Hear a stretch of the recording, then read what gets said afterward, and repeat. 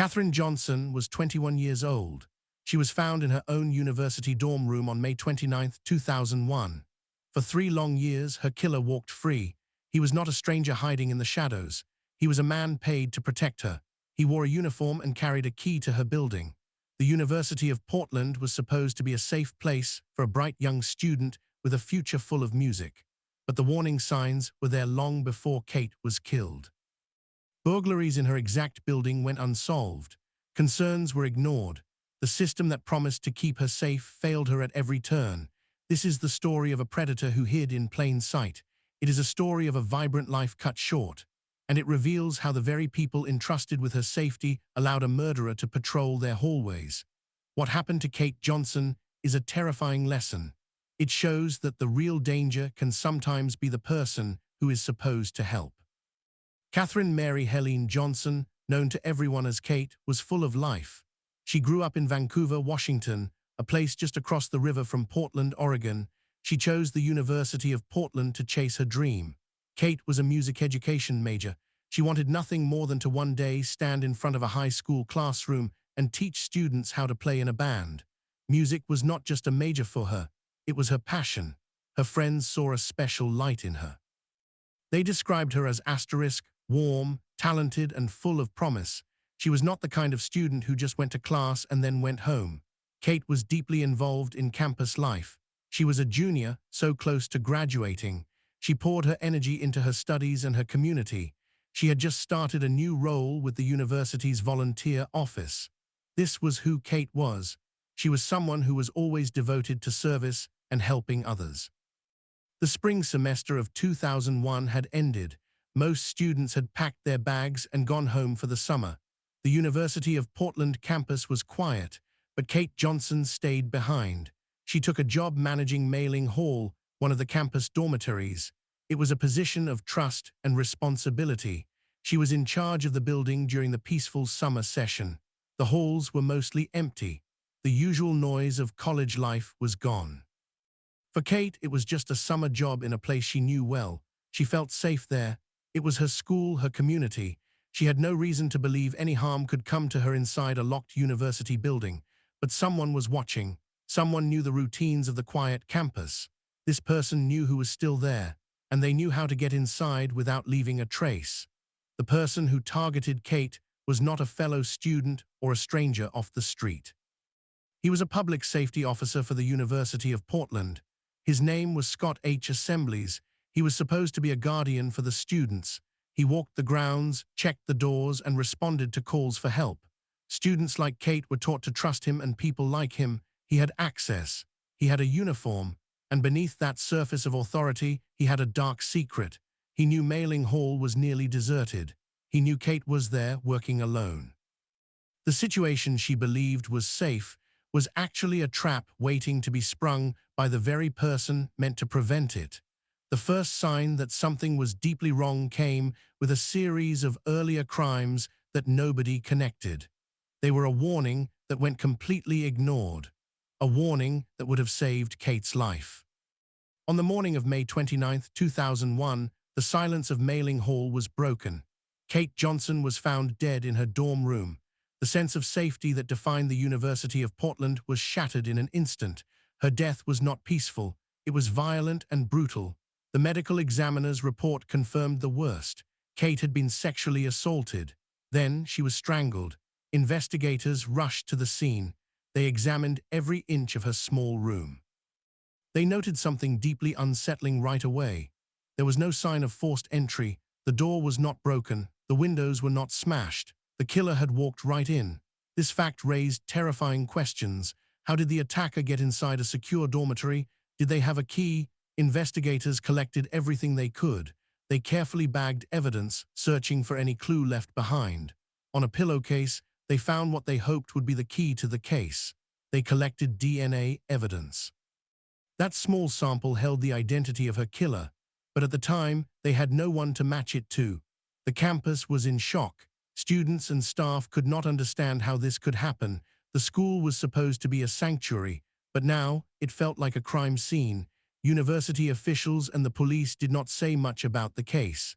Their silence was meant to protect the investigation. but it only made the fear worse. Trust was broken. Students and parents were angry. They felt the university was being secretive about the risks on campus. The investigation began with the most obvious tool they had. They reviewed the electronic ID card logs for Mailing Hall. They wanted to see who had entered the building around the time Kate was killed. The logs gave them nothing. The case stalled almost as soon as it started. Months went by with no answers. The DNA from the pillowcase was run through state and national databases. There were no hits. The case turned cold. For Kate's family and friends, the pain was unbearable. They were left with no justice and no answers. Police records told an even more disturbing story. The university had a major security problem long before Kate's murder.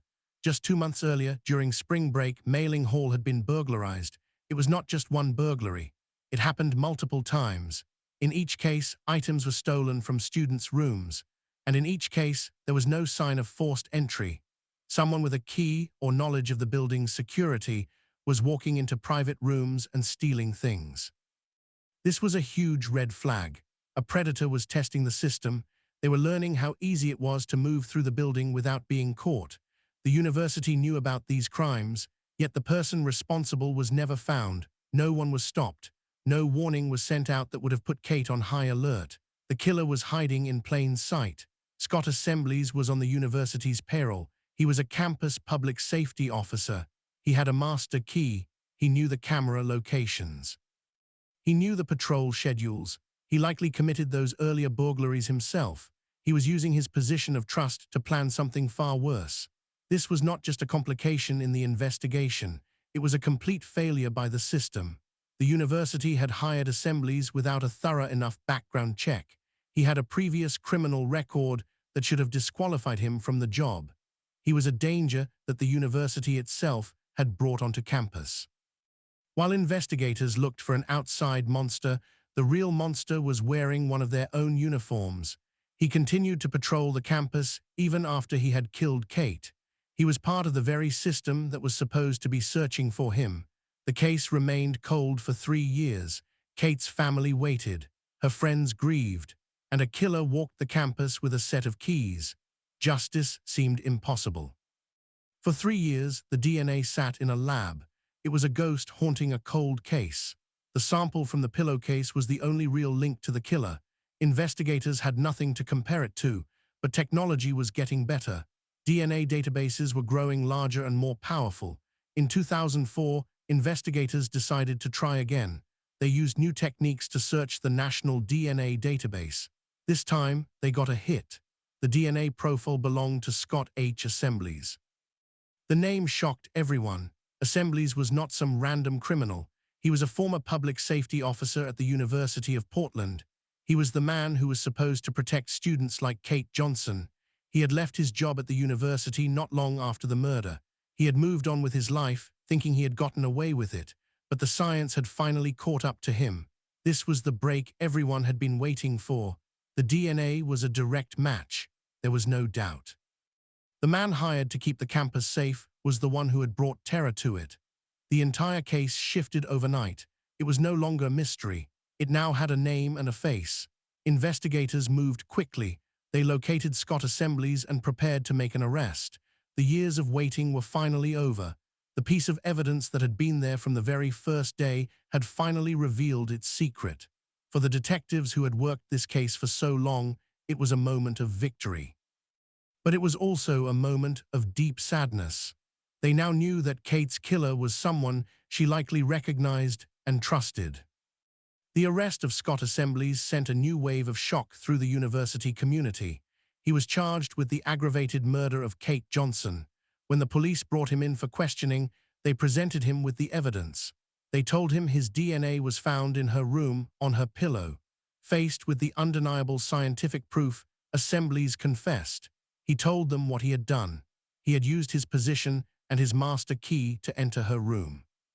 He admitted to the assault and the murder. His confession filled in the missing pieces of a puzzle that had tormented investigators for years. With a confession and DNA evidence, the case against him was incredibly strong.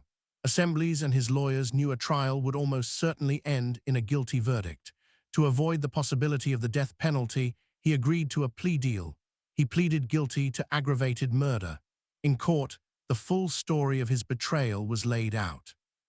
He had exploited his position of trust in the most horrific way. The judge sentenced Scott Assemblies to life in prison. There would be no possibility of parole. He would spend the rest of his life behind bars for what he did to Kate. Justice, after 3 long years, had finally been served, but the outcome left a scar on the University of Portland. It forced a painful look at their own security failures. The man they had hired to protect their students had been the greatest danger of all. The trial was over, but the impact of the crime was just beginning to be understood.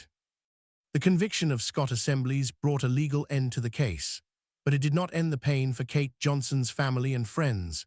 They finally had answers. They knew who was responsible, but knowing did not bring Kate back. Her dream of teaching music would never come true. Her warm and promising life had been stolen.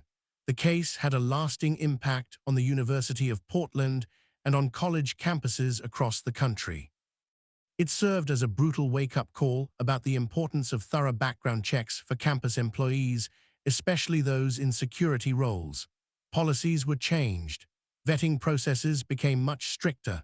The crime revealed a vulnerability that many schools had not properly considered. Scott Assemblies remains in prison in Oregon. He will never be released. His name is now linked to one of the most infamous crimes in the state's history. For the community he once patrolled, his actions are a permanent stain. They are a reminder that evil can wear a uniform and hide behind a badge of trust. The students who attended the university at the time of the murder were forever changed. The feeling of being safe on their own campus was lost. The case showed them that danger is not always external. Sometimes it is already inside the walls. The story is a tragic lesson on the cost of ignored warnings and systemic failures. Catherine Mary Helene Johnson was more than a victim in a famous true crime case. She was a daughter, a friend, a musician, and a future teacher. She was a person full of promise who was dedicated to serving others. Her life was tragically cut short by a man who was paid to protect her. The system failed her before, during, and after her murder. The warning signs of a predator in Mailing Hall were missed. The investigation went cold for years. Her killer was allowed to hide in plain sight. Justice eventually came, but it came far too late. The legacy of Kate's case is a difficult one. It is a story of profound loss, but it is also a powerful reminder for institutions everywhere to take responsibility for the safety they promise. Kate Johnson should be remembered not for how she died, but for how she lived.